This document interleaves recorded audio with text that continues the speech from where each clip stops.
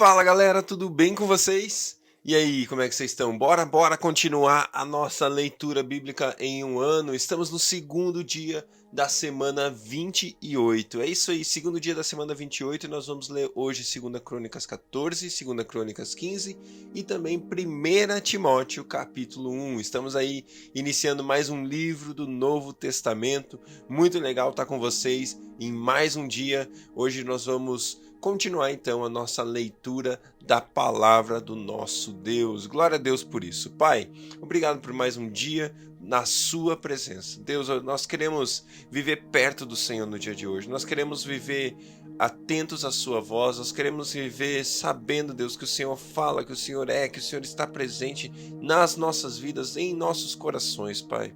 Nós estamos aqui rendidos aos teus pés, desejosos de fazer e ouvir a sua vontade, Deus. Fazer a sua vontade e ouvir a sua vontade. Ouvir a sua vontade para fazer a sua vontade. Que nossos dias sejam assim, Deus, ouvindo a sua orientação, ouvindo a sua direção e vivendo de acordo com aquilo que o Senhor tem para as nossas vidas, Pai. Muito obrigado por esse dia, muito obrigado por esse tempo de leitura da sua palavra. Nós dizemos que desejamos ouvir a sua voz. Fala conosco aqui, em nome de Jesus. Amém. Glória a Deus. 2 Crônicas, capítulo 14. Abias descansou com seus antepassados e foi sepultado na cidade de Davi. Seu filho Asa foi o seu sucessor, e em seu reinado o país esteve em paz durante 10 anos. Asa fez o que o Senhor, o seu Deus, aprova. Retirou os altares dos deuses estrangeiros e os altares idólatras que havia nos montes, despedaçou as colunas sagradas e derrubou os postes sagrados. Ordenou ao povo de Judá que buscasse o Senhor, o Deus dos seus antepassados, e que obedecesse às leis e os mandamentos dele. Retirou os altares idólatras e os altares de incenso de todas as cidades de Judá, e o reino esteve em paz durante o seu governo. Também construiu cidades fortificadas em Judá, aproveitando esse período de paz. Ninguém entrou em guerra contra ele durante aqueles anos, pois o Senhor lhe deu descanso. Disse ele ao povo de Judá: Vamos construir essas cidades com muros ao redor, fortificadas com torres, portas e trancas. A terra ainda é nossa, porque temos buscado o Senhor, o nosso Deus. Nós o buscamos e ele nos tem concedido paz em nossas fronteiras. Eles então as construíram e prosperaram. Asa tinha um exército de 300.000 homens de Judá, equipados com escudos grandes e lanças, e 280.000 de Benjamim, armados com escudos pequenos e arcos. Todos eram valentes homens de combate. O etíope Zerá marchou contra eles com um exército de 1 milhão de soldados e 300 carros de guerra e chegou a Maressa. Asa saiu para enfrentá-lo e eles se puseram em posição de combate no vale de Zefatá, perto de Maressa. Então Asa clamou ao Senhor, o seu Deus: Senhor, não há ninguém como tu para nos ajudar, para ajudar os fracos contra os poderosos. Ajuda-nos, ó Senhor, ó nosso Deus, pois em ti pomos a nossa confiança, e em teu nome viemos contra este imenso exército. Ó Senhor, tu és o nosso Deus, não deixes o homem prevalecer contra ti. O Senhor derrotou os etíopes diante de Asa e de Judá. Os etíopes fugiram e Asa e seu exército os perseguiram até Gerar. Caíram tantos deles que o exército não conseguiu recuperar-se. Foram destruídos perante o Senhor e suas forças. E os homens de Judá saquearam muitos bens, destruíram todas as cidades ao redor de Gerá, pois o terror do Senhor havia caído sobre elas. Saquearam todas essas cidades, pois havia nelas muitos despojos. Também atacaram os acampamentos onde havia gado e se apoderaram de muitas ovelhas, cabras e camelos. E em seguida voltaram para Jerusalém. Uau! Glória a Deus! Eu quero só fazer um comentário breve aqui a respeito disso.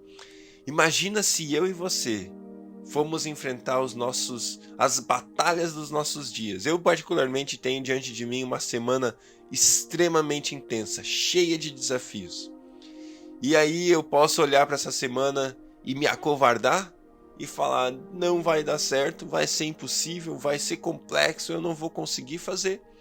Ou eu posso olhar e falar: Deus, o Senhor é aquele que faz o inimaginável, o Senhor é aquele que ajuda aquele que talvez não consiga, que tem um desafio grande demais diante de si, o Senhor é aquele que faz acontecer, o Senhor é que faz o milagre ir à frente. Deus, eu preciso do Senhor, vem comigo nessa, vamos comigo nessa batalha, eu posso contar contigo, Deus, tenho sido fiel, tenho feito aquilo que o seu coração agrada. Aliás, a sua graça, Jesus, já conquistou para mim tudo que eu poderia pedir. Então, Deus, faz para mim aquilo que eu nunca faria, né? A graça nos dá exatamente isso, nos dá aquilo que nós nunca poderíamos ter. E assim, eu creio que eu e você podemos viver a nossa vida sabendo que Deus é por nós, porque se Deus é por nós, quem poderá ser contra nós? Glória a Deus. 2 Crônicas, capítulo 15. O Espírito de Deus veio sobre Azarias, filho de Obed, e ele saiu para encontrar-se com Asa e lhe disse: escute-me, Asa e todo o povo de Judá e de Benjamim. O Senhor está com vocês quando vocês estão com ele. Se o buscarem, ele deixará que o encontrem, mas se o abandonarem, ele os abandonará. Durante muito tempo Israel esteve sem o verdadeiro Deus, sem sacerdote para ensiná-lo e sem a lei. Mas em sua angústia eles se voltaram para o Senhor, o Deus de Israel. Busquem-no, e ele deixou que o encontrassem. Naqueles dias não era seguro viajar, pois muitos distúrbios afligiam todos os habitantes do território. Nações e cidades se destruíam umas às outras, pois Deus as estava afligindo com toda espécie de desgraças. Mas sejam fortes e não desanimem, pois o trabalho de vocês será recompensado. Assim que ouviu essas palavras e a profecia do profeta Azarias, filho de Obed, o rei Asa encheu-se de coragem, retirou os ídolos repugnantes de toda a terra de Judá e de Benjamim, e das cidades que havia conquistado nos montes de Efraim, e restaurou o altar do Senhor que estava em frente ao pórtico do templo do Senhor. Depois reuniu todo o povo de Judá e de Benjamim e convocou também os que pertenciam a Efraim, a Manassés e a Simeão, que viviam entre eles. Pois muitos de Israel tinham passado para o lado do rei Asa, ao verem que o Senhor, o seu Deus, estava com ele. Eles se reuniram em Jerusalém no 3º mês do 15º ano do reinado de Asa. Naquela ocasião sacrificaram ao Senhor 700 bois e 7.000 ovelhas e cabras, do saque que haviam feito. Fizeram um acordo de todo o coração e de toda a alma de buscar o Senhor, o Deus dos seus antepassados. Todo aquele que não buscasse o Senhor, o Deus de Israel, deveria ser morto, gente simples ou importante, homem ou mulher. Fizeram esse juramento ao Senhor em alta voz, bradando ao som de cornetas e trombetas. Todo o povo de Judá alegrou-se com o juramento, pois o havia feito de todo o coração. Eles buscaram a Deus com a melhor disposição. Ele deixou que o encontrassem e lhes concedeu paz em suas fronteiras. O rei Asa chegou até a depor a sua avó Maaca da posição de rainha-mãe, pois ela havia feito um poste sagrado repugnante. Asa derrubou o poste, despedaçou-o e queimou-o no vale do Cedron.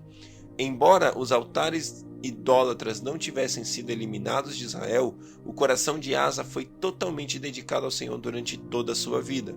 Ele trouxe para o templo de Deus a prata, o ouro e os utensílios que ele e seu pai haviam consagrado. E não houve mais nenhuma guerra até o 35º ano de seu reinado. Glória a Deus, um Deus que se deixa ser encontrado. Eu amo isso no nosso Pai, porque Ele está aqui disposto, disponível àquele que o busca de todo o seu coração. 1 Timóteo, capítulo 1. Paulo, apóstolo de Cristo Jesus, por ordem de Deus, nosso Salvador, e de Cristo Jesus, a nossa esperança. A Timóteo, meu verdadeiro filho na fé. Graça, misericórdia e paz da parte de Deus Pai e de Cristo Jesus, o nosso Senhor.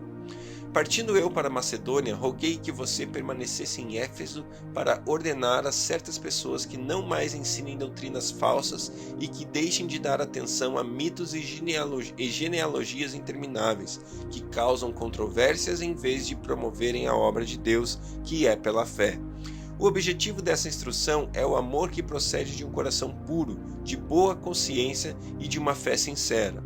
Alguns se desviaram dessas coisas, voltando-se para discussões inúteis, querendo ser mestres da lei, quando não compreendem nem o que dizem, nem as coisas acerca das quais fazem afirmações tão categóricas. Sabemos que a lei é boa se alguém a usa da maneira adequada. Também sabemos que ela não é feita para os justos, mas para os transgressores e insubordinados, para os ímpios e pecadores, para os profanos e irreverentes, para os que matam pai e mãe, para os homicidas, para os que praticam imoralidade sexual e os homossexuais, para os sequestradores, para os mentirosos e para os que juram falsamente, e para todo aquele que se opõe à sã doutrina. Esta sã doutrina se vê no glorioso evangelho que me foi confiado, o evangelho do Deus bendito. Dou graças a Cristo Jesus, o nosso Senhor, que me deu forças e me considerou fiel, designando-me para o ministério. A mim, que anteriormente fui blasfemo, perseguidor e insolente, mas alcancei misericórdia, porque o fiz por ignorância e na minha incredulidade. Contudo, a graça de nosso Senhor transbordou sobre mim, com a fé e o amor que estão em Cristo Jesus. Essa afirmação é fiel e digna de toda aceitação. Cristo Jesus veio ao mundo para salvar os pecadores, dos quais eu sou o pior. Mas, por isso, mesmo alcancei misericórdia, para que em mim, o pior dos pecadores, Cristo Jesus demonstrasse toda a grandeza de sua paciência, usando-me como exemplo para aqueles que nele haveriam de crer para a vida eterna. Ao Rei eterno, o Deus único, imortal e invisível, sejam honra e glória para todo o sempre. Amém. Timóteo, meu filho, dou a você essa instrução segundo as profecias já proferidas a seu respeito, para que, seguindo-as, você combata o bom combate, mantendo a fé e a boa consciência que alguns rejeitam e, por isso, naufragaram na fé. Entre eles estão Himeneu e Alexandre, os quais entreguei a Satanás para que aprendam a não blasfemar. Glória a Deus pela sua palavra. A gente está entrando no livro de Timóteo. O livro de Timóteo é um livro muito importante. Eu creio muito que eu e você temos muito para aprender através do livro de Timóteo, porque é uma carta de Paulo a um filho na fé. E aqui a gente vai ver alguém experiente, um super discipulador, né, que a gente pode considerar Paulo dessa maneira, alguém que discipulou igrejas, falando diretamente a uma pessoa, dando a ele instruções diretas de como viver. Cara, para mim e para você, isso é claro, e eu e você podemos seguir várias e várias instruções que Paulo libera sobre a vida de Timóteo, porque é como se fosse um pai na fé, dando instruções a um filho na fé. Então que eu e você possamos estar atentos a tudo que a gente lê aqui em Timóteo, porque eu tenho certeza que são palavras diretas para mim e para você. Que Deus abençoe o seu dia e até amanhã.